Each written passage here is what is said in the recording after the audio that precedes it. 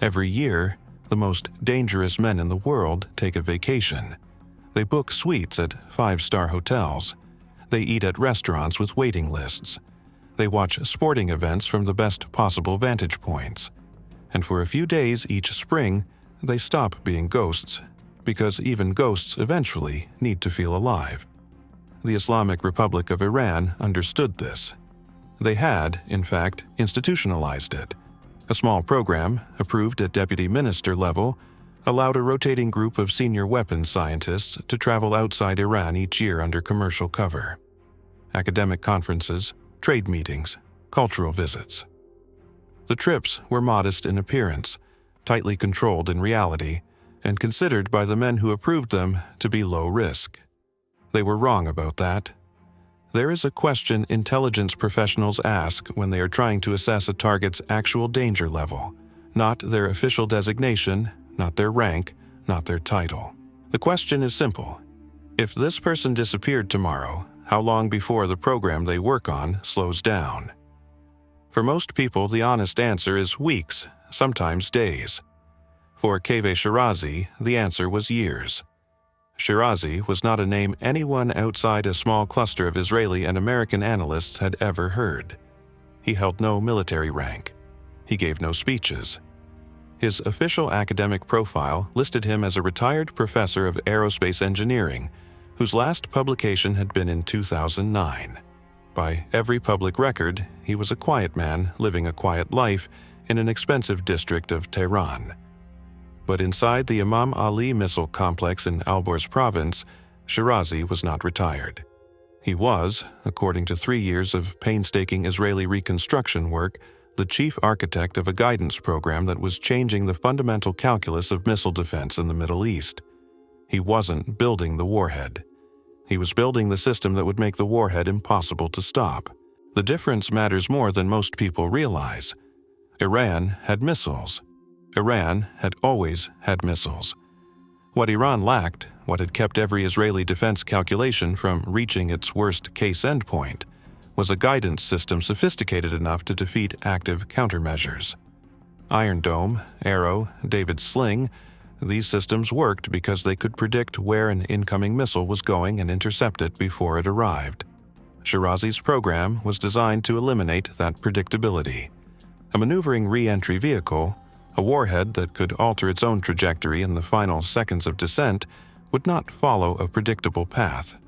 It would be, in effect, uninterceptable by any system currently deployed. The analysts inside Unit 8200, who had spent 3 years reconstructing Shirazi's career from intercepts, travel fragments, and a single photograph from a Vienna procurement meeting in 2013, had reached a conclusion they had not wanted to reach. If Shirazi finished what he was building, the entire architecture of Israeli missile defense became theoretical. A Level 1 priority designation was issued in November 2014. The order was to locate, surveil, and neutralize. The problem was Shirazi never left Iran. Here is the man at the center of what follows. His operational designation was Dagon 7. His real name does not appear in any record that has ever been made public. What is known, from the internal architecture of the operation itself, is that he had been on Mossad's active roster for at least 11 years before Monaco, that he had conducted 3 previous long-range operations in European cities, and that he had, on at least one prior occasion, held a position for 6 days before executing a shot. 9 days on a boat in Monaco harbor would be, by his own standards, unremarkable. He arrived at Port Hercule 12 days before the race on the Seraphine, a private yacht registered to a Luxembourg shell company that had been maintained as a clean front for over a decade. He boarded 3 days after the boat arrived, traveling on a Canadian passport under a name that matched a real person currently living in Vancouver and unlikely to travel to Europe that month. He brought 2 changes of clothes, a rifle broken into components hidden inside audio equipment cases, and no phone. For 9 days before the race, he did not leave the boat. Port Hercule during Formula One week is a controlled environment in the way that a sealed glass case is a controlled environment. Everything inside it is visible, cataloged, and tracked. The Principality of Monaco deploys more law enforcement per square kilometer during race week than almost any comparable event in the world. Every vessel in the harbor is registered and inspected before mooring. Plainclothes police move through the hospitality area continuously. Cameras cover every access point. From the outside, the harbor looks like chaos. 800 people in cocktail attire on floating platforms, while the world's fastest cars scream overhead. From a security standpoint, it is one of the most comprehensively monitored environments a person can inhabit. Dagen 7 was sitting inside it for 9 days, and no one on the security apparatus of Monaco or the protection detail traveling with Covert Shirazi had any idea he was there. The geometry had taken 2 weeks to solve. Every conventional shooting position in Monaco had been modeled and rejected. Rooftops fell inside the police surveillance arc. Ground positions had no sightlines through race week crowds. Hotel windows offered angles but required access to rooms booked by hospitality clients who were tracked and screened. The harbor position emerged not from the senior planners but from a junior logistics officer who framed it as a question: what about the boats? Moored on the western arm of Port Hercule, a vessel at the right position would have an unobstructed sightline to the pavement below the Fairmont hairpin, the tightest corner on the Monaco circuit, where Formula One cars slow from over 280 kilometers per hour to roughly 50. A section where anyone standing at the railing to watch would be stationary for 30 to 40 seconds at a time. And during the race itself, every 90 seconds, 18 cars would accelerate past that position, generating ambient noise exceeding 130 decibels. A suppressed shot would disappear entirely into that sound. The geometry worked. The acoustic window worked. The vessel cover worked. What did not work, what had not been resolved by the time Dagen 7 boarded the Seraphine, was a problem that no amount of planning could eliminate in advance. They did not know where Shirazi would stand. His hotel faced the harbor. That much the intercepts had confirmed. A suite with a harbor view in La Condamine, booked under a commercial alias that an Iranian procurement front had used twice before. 3 rooms, a suite, and 2 standard rooms for his protection detail. But between his hotel and the Fairmont section, there were 11 separate street-level viewing positions, 11 places where a man could stop, lean on a railing, and watch the race. Any one of them would be a reasonable choice. Only 2 of them fell inside Dagen 7's shooting geometry. The operation had been built at enormous cost and complexity, around a question it could not answer until race morning. If Shirazi walked the right direction, the shot was possible.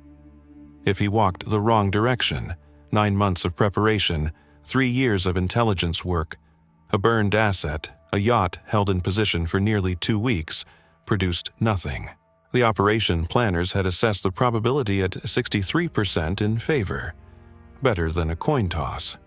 Not much better. There was one more thing the planning team had documented, and then, in the pressure of preparation, had not fully stress-tested. The intercepts that identified Shirazi's travel had also referenced his protection arrangement: 2 close protection officers traveling under commercial cover. Standard configuration for a senior scientist on an approved trip. Small enough not to attract attention. Manageable within the shooting geometry the logistics officer had built. The geometry assumed 2 bodyguards. It had been modeled against 2 bodyguards. Somewhere between the intercept being read and Dagen 7 boarding the Seraphine, no one had formally asked what the operation looked like if that number was wrong. That question was still unanswered when the boat moved into position. The race was 4 days away. The 4 days before a race in Monaco are not quiet. They are the opposite of quiet. Practice sessions run Thursday and Saturday morning.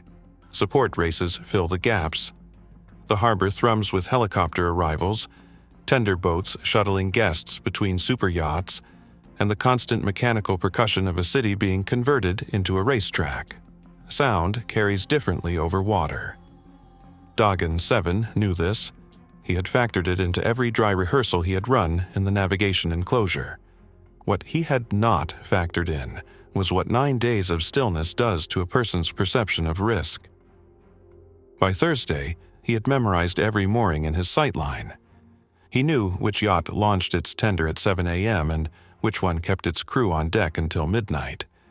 He knew the patrol pattern of the harbor master's rigid inflatable, every 4 hours, 16 minutes per circuit. He knew which direction the wind came from in the morning and how it shifted by afternoon. He also knew that he had been wrong about something. He did not know yet what it was. That feeling, the operational instinct that something in the architecture has shifted, is not discussed in formal intelligence training.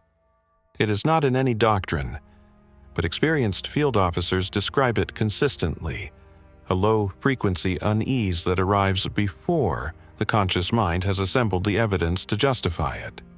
Duggan 7 had felt it once before, in a hotel room in Bern in 2009, 40 minutes before an operation was aborted due to a target deviation no one had predicted. He had not been able to name the feeling then either. He had simply told his handler that something was wrong. He was right that time. On Thursday afternoon, he drafted a single-line communication through the vessel's steganographic channel, a system that embedded messages inside routine navigational data transmissions. The message read, "Confirm current protection configuration for primary." The response came back in 6 hours. 2 officers. Configuration unchanged. Dagan 7 read the response. He did not find it reassuring. In the operations room running the Monaco file, Thursday was supposed to be a consolidation day. The team had spent 9 months building toward a 63% probability. The yacht was in position. The operative was in place. The acoustic window was confirmed. The hotel booking was confirmed. The sightline geometry had been verified 3 times against updated satellite imagery of the harbor promenade. Everything that could be confirmed had been confirmed. What the operations room had not done, what the pressure of the final week had quietly displaced, was run a formal reassessment of the protection detail assumption. The original intercept placing 2 officers on Shirazi's travel was 4 months old. 4 months in Iranian internal security planning is not a short period. In the 14 months since the Paris operation, a separate Mossad action that had resulted in the death of an IRGC procurement officer in the 12th arrondissement, Iranian protective protocols for senior scientists had been quietly but systematically revised. This was known to the operations directorate. It was in the file. It had not been formally re-evaluated against the Monaco protection assumption. The junior analyst who had built the geometry, the same logistics officer who had proposed the harbor position in the first place, flagged this in a written note on Thursday evening. The note was read, it was acknowledged. It was not acted upon before race day. Friday brought the first practice session and the first passive surveillance of Shirazi outside his hotel. A 2-person observation team, running under tourist cover with race weekend credentials, positioned themselves near the Fairmont section during the morning session. Their task was simple: locate Shirazi, observe his behavior in the race environment, assess his likely position on Sunday. They found him quickly. He was exactly where his harbor view suite placement suggested he would gravitate, the promenade railing section on the eastern side of the harbor, 70 meters from the Fairmont apex. He stood at the railing for 22 minutes during the practice session, watching the cars. He appeared relaxed. He was wearing a blue jacket. He was holding a coffee. He was also accompanied by 4 men, not 2. The surveillance team's report reached the operations room at 11:47 a.m. For 11 minutes, the room was quiet in the specific way that rooms become quiet when something important has broken. 4 protection officers changed the geometry of everything. Not because the sightline was compromised. Shirazi had been standing in a location that fell cleanly inside Dagan 7's shooting arc, but because a 4-man close protection formation operates differently from a 2-man arrangement. 2 officers bracket a principal loosely, prioritizing discretion over coverage. 4 officers can form a proper protective box, principal at center, officers at each quadrant. A man inside a protective box is not a clean shot. Not at the ranges involved, not without an unacceptable risk of hitting a protection officer and triggering an immediate security response before the vessel could clear the harbor. The geometry had been built for 2. 4 changed everything. The operations director placed a call to the Mossad duty officer at the 12:15 p.m.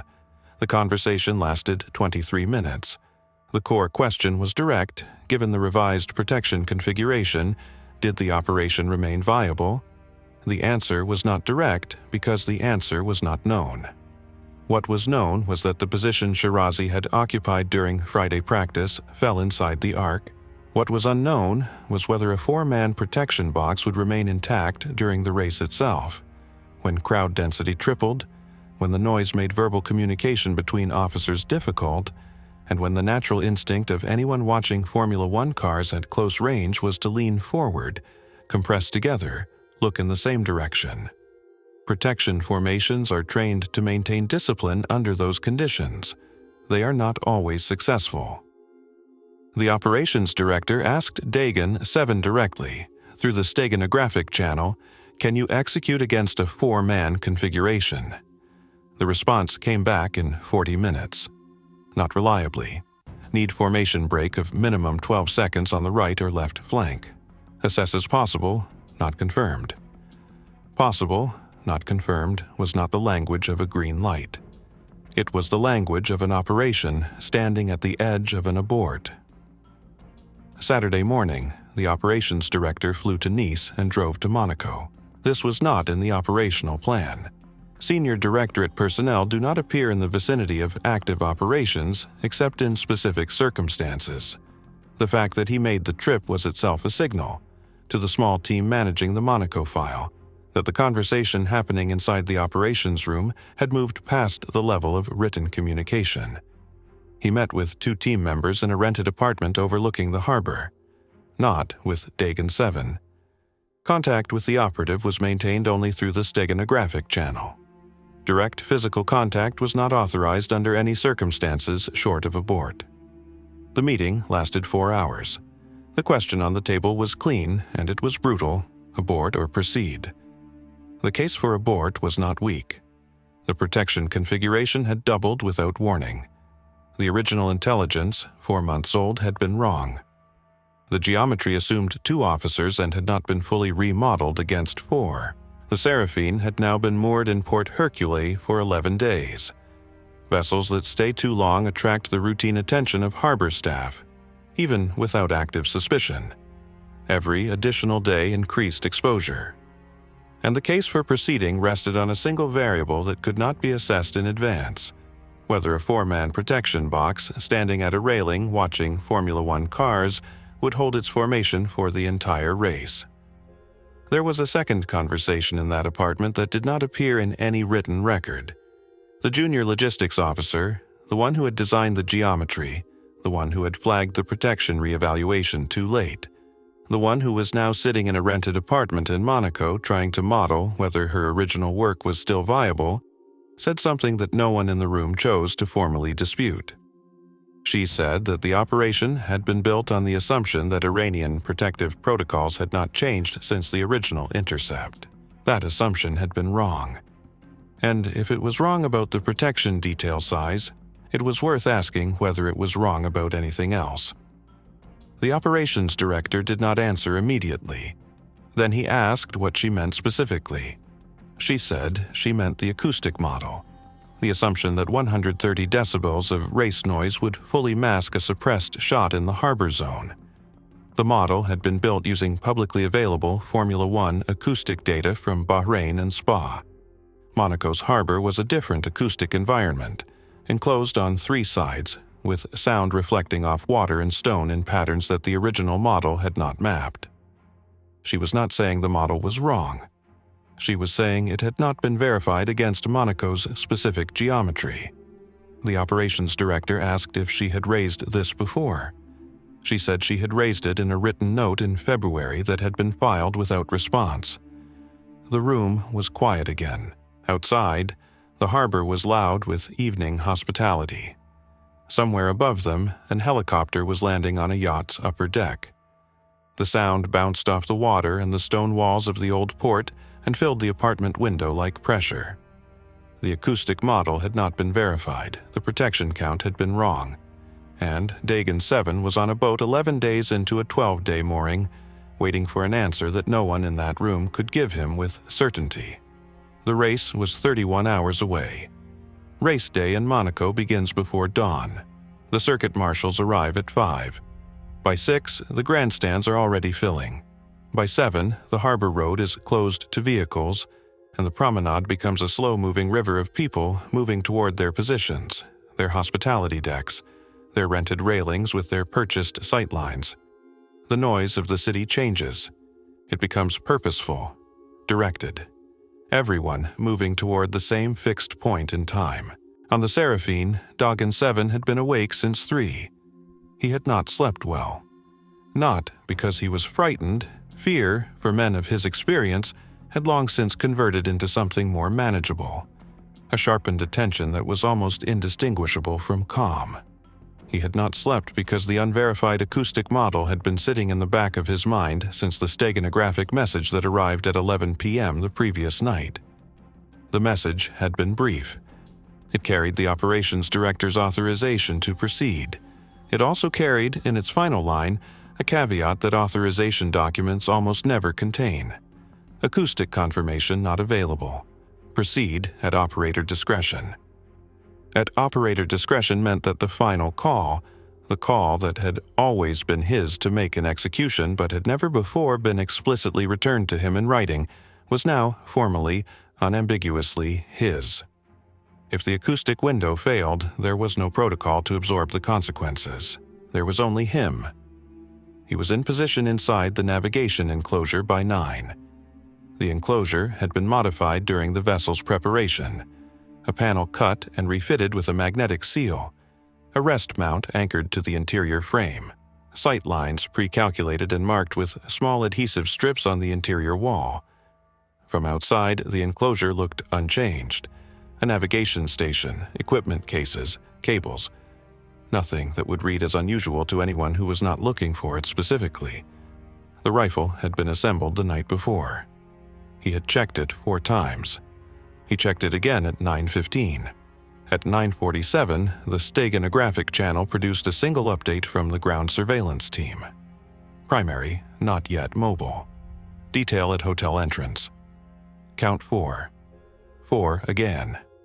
The number sat in the enclosure with him. He adjusted the sight. Checked the rest mount. Looked through the cut panel at the promenade below. The railing position where Shirazi had stood during Friday practice was currently occupied by a family with 2 children and a large camera bag. They had arrived early. They had good instincts about sight lines. They were standing in almost exactly the position the geometry required. He noted this without distress. Crowd composition at race start was unpredictable. The family would compress into the general density as more people arrived. The position would shift. This was expected. What was not expected was the wind. The morning had been still.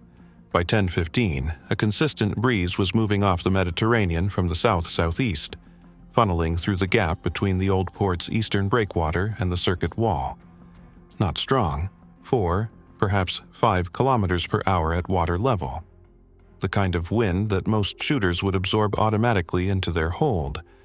But the geometry of this shot crossed approximately 190 meters of open water before reaching the promenade. At that distance, a consistent lateral wind of 4 kilometers per hour produces a drift that is small, manageable, and, under normal circumstances, something Dagon 7 would have already factored and held against. The problem was that the enclosure panel opening was narrow.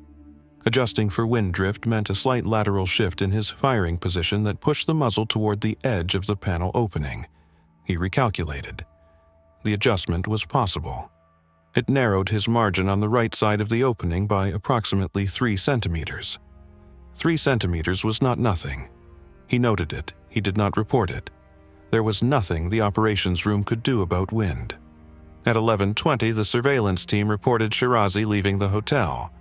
The detail was moving south along the harbor road, direction consistent with Friday's pattern. Count remained 4, 2 ahead, 2 behind, Shirazi in the center. Dagon 7 settled into the rest mount. At 11:31, The surveillance team reported the group had stopped. Eastern Promenade railing, 40 meters from the Fairmont apex. He found them in the scope immediately. Shirazi was wearing the same blue jacket. He was standing at the railing. The two forward officers had moved to his immediate flanks. The two rear officers were approximately 1 meter behind, angled slightly outward to manage the crowd pressing in behind the group. The formation was intact. It was not the 4-person box the operations room had feared. It was looser than that, the forward officers close, the rear officers semi-independent. There was space on the left flank between Shirazi and the rear officer on that side. Not enough space? Not yet. He did not take the shot. He waited. At 11:53, the support race began. The cars were smaller than Formula One, quieter. The crowd responded with moderate enthusiasm. Shirazi watched. His detail maintained position. Dagan 7 watched the left flank rear officer. The officer was good. He was scanning continuously, crowd behind, crowd to the side, his principal, the horizon, in the practiced rotation of someone who had done this work for years. He was not distracted by the cars. He was not leaning to look. He was working. 12 seconds of flank opening. That was what the operations director had asked for. 12 seconds was not going to come from this officer being distracted. It was going to have to come from something structural. At 12:17, it appeared to come. A disturbance in the crowd approximately 8 meters to the left. A man who had been drinking since early morning stumbled into the barrier and fell against the railing, causing 3 or 4 people around him to react, shift, call out. The left flank rear officer turned his head. Dagan 7 moved his finger to the trigger. The officer turned back in 4 seconds. 4 seconds. He held. He did not fire. 4 seconds was not 12. 4 seconds, with a lateral wind adjustment pushing him to the edge of the panel opening, with an unverified acoustic model, with a target in a blue jacket whose left flank had been open for 4 seconds. 4 seconds was not enough. He released the trigger. He breathed. This was the first false start. The support race ended at 12:41. The crowd compressed further as Formula One preparation began. Shirazi and his detail remained at the railing. One of the forward officers leaned toward Shirazi and said something. Shirazi nodded. They were not leaving. At 1:04, the grid walk began on the circuit. The crowd at the railing shifted. Many people turned away from the harbor view toward the monitors showing the grid. The rear officers both turned briefly toward the screens. Dagan 7 found the gap. Left flank open, rear officer facing away. Forward officer on the left still in place, but Shirazi had shifted his weight to the railing, and the forward officer had stepped back half a pace to accommodate the crowd pressure from behind. He began his hold. The wind was present. The lateral adjustment put him at the edge of the panel. He was aware of this. He held the adjustment and began his breath control sequence. 8 seconds in, the forward officer on the left stepped forward again, back to his original position, closing the angle. He released. Not a miss. A hold abandoned. But his heart rate had spiked in a way that it had not during the first false start, and he recognized what that meant. He was beginning to need the shot to happen. That was the most dangerous state a field operative could inhabit. Needing the shot meant the shot was no longer purely tactical. It meant patience had a shape, and the shape was getting smaller. He made himself count backwards from 40. Slowly, he did not look through the scope while he counted. At 1:47, the formation lap began. 18 Formula One cars left the pit lane in sequence. The crowd's attention became singular and complete. Every person on the promenade turned toward the circuit. The noise built, not yet the full race crescendo, but substantial, directional, filling the harbor basin and reflecting off the stone of the old port exactly as the unverified model had suggested it would. The acoustic model was holding. Whether it would hold at full race noise, whether 130 decibels in Monaco's enclosed geometry behaved the way the Bahrain data predicted, was still unknown. But it was holding now. And then something happened that no one had planned for and no model had anticipated. Shirazi laughed. Something about the formation lap, the spectacle of it, the proximity of the cars. Something one of the officers said made him laugh and lean back from the railing and turn slightly to his right, toward the forward officer on that side, the way a person turns when they are sharing a moment with someone. And in turning, his left flank opened entirely. The left rear officer had moved forward to better see the cars. The left forward officer was looking at the circuit. Shirazi had pivoted right. There was no one between Dagon 7's line and Kaveh Shirazi's left temple. The cars were at the apex of the Fairmont hairpin. The noise was exactly 130 decibels. Dagon 7 fired. The morning of the race, the harbor smells different. Fuel and salt and something electrical. The specific atmosphere that builds when 80,000 people converge on a space designed for 30,000. When generators run all night and helicopters move people across the sky at 6 in the morning because the roads are already impossible. Monaco on race day is not a city anymore. It is a pressurized container. Dagon 7 had been in position since 4:45 a.m. Not inside the navigation enclosure, not yet. At 4:45, he was sitting at the small galley table with a cup of cold coffee and the acoustic diagram he had sketched by hand 2 nights earlier, after the message arrived authorizing him to proceed at operator discretion. He had drawn it not because he needed to. He had drawn it because his hands needed something to do while his mind worked through the one question that the operations room had sent him into race day without answering. The Monaco harbor basin was enclosed on 3 sides by stone. The model said 130 decibels of Formula One noise would absorb a suppressed shot completely. The model was built on open-circuit data from tracks with no reflective geometry. Port Hercule was the opposite of an open circuit. Sound here didn't dissipate.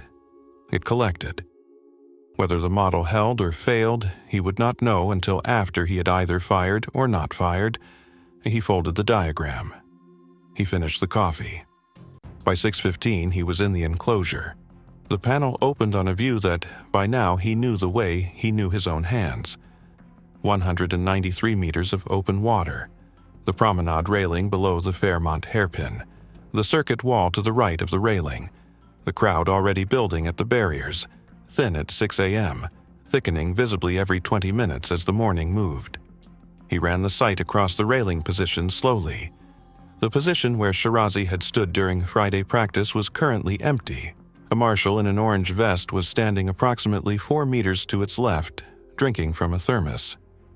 2 teenagers were sitting on a bollard nearby, phones up, photographing the pit lane activity visible through a gap in the circuit wall. He noted each element, not as threats, as furniture. Things that would move and shift and be replaced by other things over the next 6 hours. The wind was from the south. Light. He had already adjusted. At 7:51, the first communication arrived through the steganographic channel.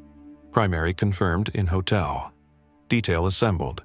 4 officers. 4. The number had stopped surprising him. What it had not stopped doing was narrowing the operation down to a variable he could not control. Whether the box around Shirazi would find a gap, and whether that gap would align with an acoustic window, and whether all of it would happen before the race ended and Shirazi walked back to his hotel and the window closed permanently. If the window closed, there was no second race day. There was no adjusted plan. There was a burned yacht, a burned front company, and 3 years of intelligence work that produced a retired professor dying peacefully of old age in Elahiyeh. Shirazi emerged from the hotel at 9:58. The surveillance report arrived at 10:03. The group was moving south along the harbor road. Same direction as Friday, same configuration. Shirazi at center, 2 officers close on the forward flanks, 2 officers a pace behind. Dagon 7 found them in the scope at 10:11 when they appeared at the northern end of the promenade. He watched the formation move. In motion, 4 officers around a principal create a specific silhouette, a cluster that is slightly too large, slightly too deliberate in its spacing to read as a group of friends. Anyone watching carefully would notice it. Nobody was watching carefully. The crowd was watching the cars being pushed through the pit lane by mechanics in matching uniforms. The crowd had the specific, contented inattention of people who were exactly where they wanted to be. Shirazi stopped at a railing position 12 meters north of Friday's location. Dagan 7 ran the geometry. 12 meters north was still inside the arc, barely, but cleanly. The angle to target was steeper than the model's central calculation, but within the pre-computed tolerance band. He adjusted the rest mount 2 degrees. He settled. At 10:26, the formation did something unexpected. The forward right officer moved away from the group entirely, walking back northward along the promenade at a pace that suggested purpose rather than patrol. He was gone for 4 minutes. When he returned, he was carrying 2 bottles of water and a paper bag. For 4 minutes, Shirazi had 3 officers around him instead of 4. Dagan 7's finger moved to the trigger guard. Then he stopped. 3 officers with a gap on the forward right was not the same as 4 officers with a structural break. The remaining 3 had actually tightened when the 4th left, the rear officers stepping forward, closing the space around Shirazi instinctively. The formation had contracted, not opened, there was no shot. He moved his finger back to the frame. This was the false start, not a failure of nerve, but a correct read of an incorrect assumption. He had assumed that losing 1 officer would open the formation. The opposite had happened. The formation had become more compact, not less. He filed the observation. If it happened again, he would not move to the trigger. The support races ran between 11 and 12:40. Shirazi watched the first race with visible attention, leaning forward at certain moments, tracking a specific car through the Fairmont section each lap. The officers maintained position. The crowd pressed in as the morning progressed, forcing small adjustments in the formation, the rear officers pulling slightly wider to manage the crowd pressure from behind, which opened space on the flanks. Not enough space, but the direction of movement was correct.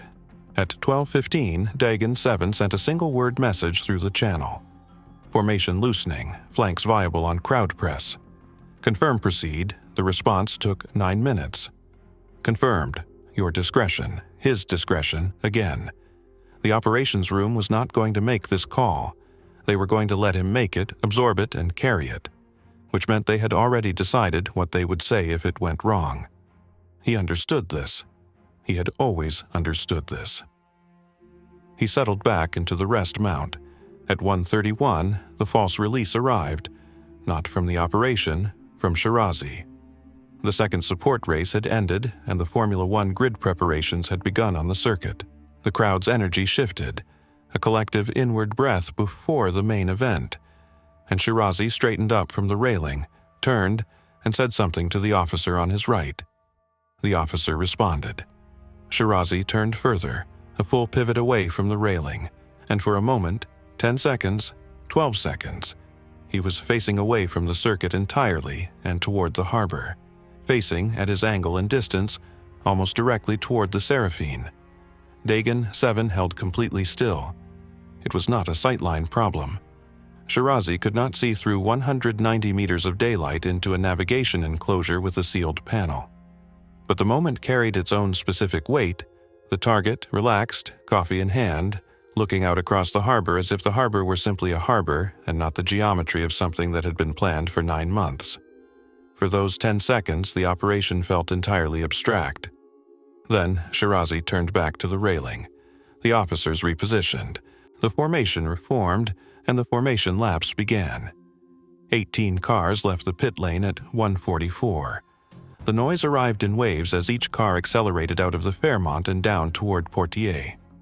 Not yet the sustained roar of race speed, the formation lap was controlled, measured, the drivers keeping station, but substantial. The harbor basin was already collecting it, layering it, building the acoustic environment that the model had predicted, and that was now, audibly, behaving the way the model had said it would. The model was holding. At 1:49, the left rear officer shifted forward 2 steps to see past a tall spectator who had moved into his sight line. The shift opened the left flank. Not completely, the left forward officer remained in place, but between the left forward officer and the left rear officer, now displaced forward and left, there was an angular gap that had not existed 60 seconds earlier. Shirazi was at the railing, static, leaning slightly forward. The gap was 13 seconds old. Dagon 7 made the adjustment for wind. The muzzle moved to the edge of the panel opening, 3 centimeters of margin, exactly as he had calculated at 10 a.m. He held the gap in his peripheral awareness without moving his focus from the point of aim. 14 seconds, 15, he fired. The shot landed at 1:49 and 31 seconds. Dagon 7 knew it had landed because of what happened to the formation. Not because he saw Shirazi fall. The scope was already moving, already pulling back from the position, already beginning the practiced sequence of clearing and concealing that had been rehearsed until it required no conscious direction. He knew because the formation broke in a specific way. The 2 forward officers turned inward simultaneously. That turn, both men pivoting toward the principal at the same moment, is the involuntary geometry of a protection detail responding to something happening to the person they are protecting, not something happening in the crowd around them. He had the rifle disassembled and inside the audio equipment case before the second wave of cars completed the Fairmont section. The noise was still running. The race had started. Below, on the promenade, in the compressed density of 80,000 people watching 18 cars, a man had collapsed against a harbor railing, and his 4 protection officers were making the decision that every close protection team makes in the first 6 seconds of an incident, and making it wrong. The way the operations plan had always counted on them making it wrong. They were looking inward, at their principal, at each other.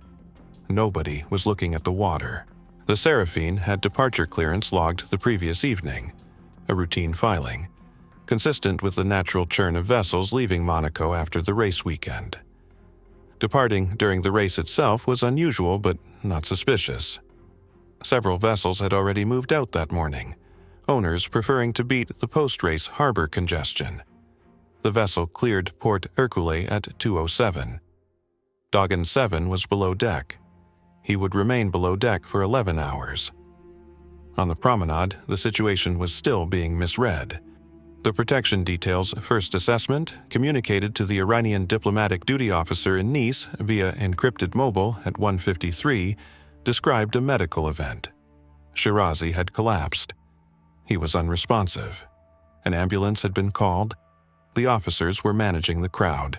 The word shooting did not appear in that first communication. It appeared in the second communication, sent at 2:39, after the attending physician at Centre Hospitalier Princess Grace had identified the entry wound and the hospital had immediately notified Monegasque police. By 2:39, the Seraphine was 11 nautical miles southwest of Monaco, moving at cruise speed toward international waters. The harbor behind it was now a crime scene that nobody had secured in time. The Monegasque police response was professional and nearly useless. By the time investigators reached the promenade railing, 3,000 people had moved through that section of the harbor road since the incident. Physical evidence on the railing itself, contact traces, fibers, any material transferred from Shirazi or his detail, had been comprehensively contaminated by the crowd. The ambulance arrival had further disrupted the immediate area. The shot's origin point was not initially obvious. The acoustic environment of the harbor during the race, which the operations planners had spent weeks calculating, had performed exactly as the revised model suggested it would. The enclosed basin had collected and layered the engine noise in a way that made directional attribution of any secondary sound essentially impossible. 3 witnesses in the immediate vicinity of Shirazi reported hearing nothing unusual. One reported a sound she described as a champagne cork, which she had attributed to a nearby hospitality boat. The investigation established a probable harbor origin shooting position within 72 hours. It took 11 more days to connect that probable position to the Seraphine's mooring record. By then, the vessel was in Malta under a different registered name, and the paper chain connecting it to its Luxembourg front company required a level of cross-jurisdictional financial investigation that Monaco's authorities were not equipped to pursue alone. The file did not close. It simply stopped moving. The Iranian government announced Keveh Shirazi's death 16 days after Monaco. The announcement described a sudden cardiac event during a private trip to Europe. It named no location. It listed no survivors. It was 4 sentences long and appeared in a single state media bulletin that was not followed by any secondary coverage in Iranian domestic press. There was no state funeral. The absence of ceremony was the first consequence, and it was a deliberate one. A state funeral for a man who had died of a cardiac event would have required an explanation of why a senior weapons scientist was in Monaco during the Formula One Grand Prix. The explanation would have led to questions about the approved travel program that had put him there. Those questions would have reached the deputy minister level. The deputy minister who had authorized the program would have faced a review. The program was quietly suspended instead. This produced an outcome that no one in the Mossad operations room had specifically intended, and that took 14 months to become visible. The approved travel program had been, for 3 years, one of the Israeli intelligence community's most productive passive surveillance channels. The pattern of which scientists traveled, when, under which covers, to which locations, had generated a map of Iranian weapons program personnel that was more complete than anything produced by active infiltration. Shirazi himself had been identified through that channel: the Vienna procurement meeting, the financial trail, the 3 years of reconstruction. The suspension of the program closed the channel. Completely, immediately, without replacement. The Unit 8200 analyst who had first flagged Shirazi's travel pattern documented the loss in an internal assessment filed 8 months after Monaco. The assessment noted that the intelligence yield from the travel surveillance program over 36 months had exceeded the projected yield of 12 separate active infiltration operations. It further noted that the Monaco operation, in eliminating the program's most valuable identified target, had simultaneously destroyed the mechanism by which future targets of equivalent value might be identified. The assessment was classified at the highest available level. It was read by 11 people. The Sejil 3 guidance program did not stop. This was expected. No serious operational planner inside Mossad's Science Targeting Directorate had assessed Monaco as a program-ending action. The objective had been delay, 18 to 24 months of disruption to a deployment timeline that, if uninterrupted, would have produced a deployable maneuvering re-entry vehicle by late 2016. The disruption was achieved. The timeline slipped, but the manner in which the program adapted to Shirazi's absence produced a structural change that the disruption had not anticipated. Prior to Monaco, the Sejil 3 program had relied heavily on external technical consultation. European aerospace engineers working through front companies, Russian ballistic systems advisors brought in under academic exchange frameworks, Chinese guidance specialists operating through a Tehran University partnership. This external dependence was a vulnerability. It was also, from an intelligence standpoint, a window. After Monaco, the IRGC's Science Directorate made a decision that had been debated internally for years and had always lost to cost arguments. They closed the external consultation channels entirely. The program was rebuilt as a closed internal system.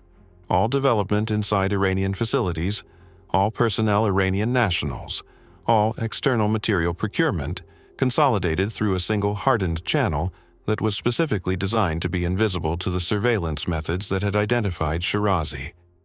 The program slowed. It also became, for the first time, genuinely opaque. The 18-month delay purchased at Monaco was real. What it cost in intelligence visibility, in surveillance infrastructure, in the inadvertent acceleration of Iranian program internalization, was a debt that matured slowly and was still being paid when the program reached deployment readiness. The junior logistics officer who had designed the harbor geometry flagged the protection detail reevaluation too late and raised the acoustic model question in a February note that received no response. She left the operations directorate 14 months after Monaco, not under pressure, not as a consequence of any formal review. The operation had been assessed internally as a tactical success. No one had been censured. The file on the Seraphine had not moved. The acoustic model question had never resurfaced officially. She left because of a number: 63%. The probability assessment she had signed off on, the figure that had been presented to the operations director as the basis for proceeding, had been built on a protection detail of 2 officers. When she rebuilt the model against 4 officers, the honest probability of a clean execution dropped to somewhere between 38 and 44%. She had not been asked to rebuild the model. Nobody had told her to. But she had done it anyway, privately, 6 weeks after Monaco, and the number had not left her. The operation had succeeded. That was not the point. The point was that it had succeeded at odds that the directorate had never actually approved, against a risk profile that had never been formally presented, running an acoustic model that had never been verified. It had worked. And the fact that it had worked made every assumption that survived it feel more solid than they were for the next operation, and the one after that, and the one after that. She understood what that meant. It meant Monaco had not only closed a surveillance channel and hardened the target program. It had also quietly confirmed, inside the institution that ran it, that the margin between what you plan and what you proceed with could be managed by outcome rather than process. That is not a lesson that announces itself. It arrives slowly, embedded in the next set of assumptions, and the next until one day the number is not 63%. It is 38%, and nobody in the room has rebuilt the model. Hidden Ops covers the architecture of covert action, the decisions made under incomplete information, the costs that arrive after the file closes, and the questions that outlast the operations that raised them. Subscribe for new operations every week.